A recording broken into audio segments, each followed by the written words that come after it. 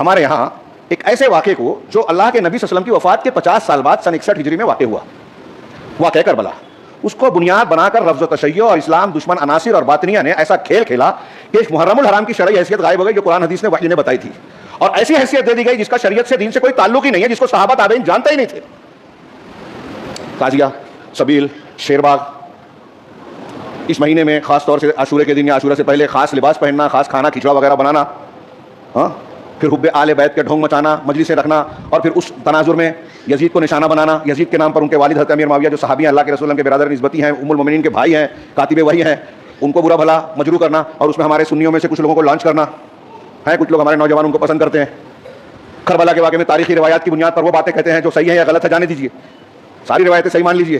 جب اللہ تعالیٰ کا فرمان ہم وحی میں سنتے ہیں کہ اللہ ان سے راضی ہوا، تو آپ کیوں راضی نہیں ہیں؟ رافضی تو راضی نہیں ہے، تھوڑی سی جنگ کیا ہو گئی، چند میزائل مار دیے، تو جو پوری تاریخ میں اسرائیل کا ساتھ دیتے رہے، یہود و نصارہ کا ساتھ دیتے، وہ ہمارے نوجوانوں کے نزدیک ہیرو ہو گئے۔ یہ ہے معیار دوستی دشمنی کا، موافقت اور مخالفت کا۔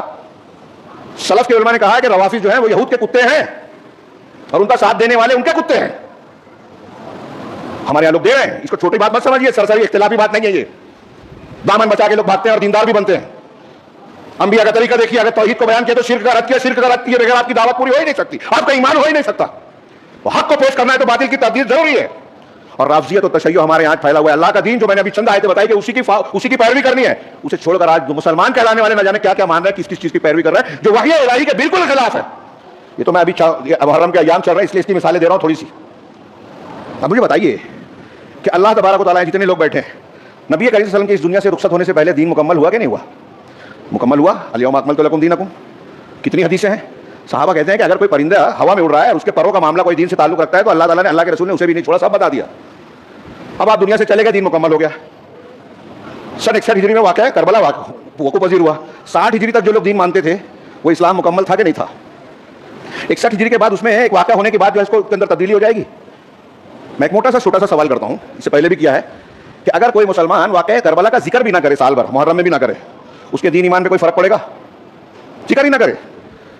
ایک رمضان آیا، رمضان میں اگر بدر کا ذکر نہیں کیا، غزوہ بدر کا، تو آپ کے اسلام پر، آپ کے روزوں پر کوئی فرق پڑے گا؟ کمی آ جائے گی؟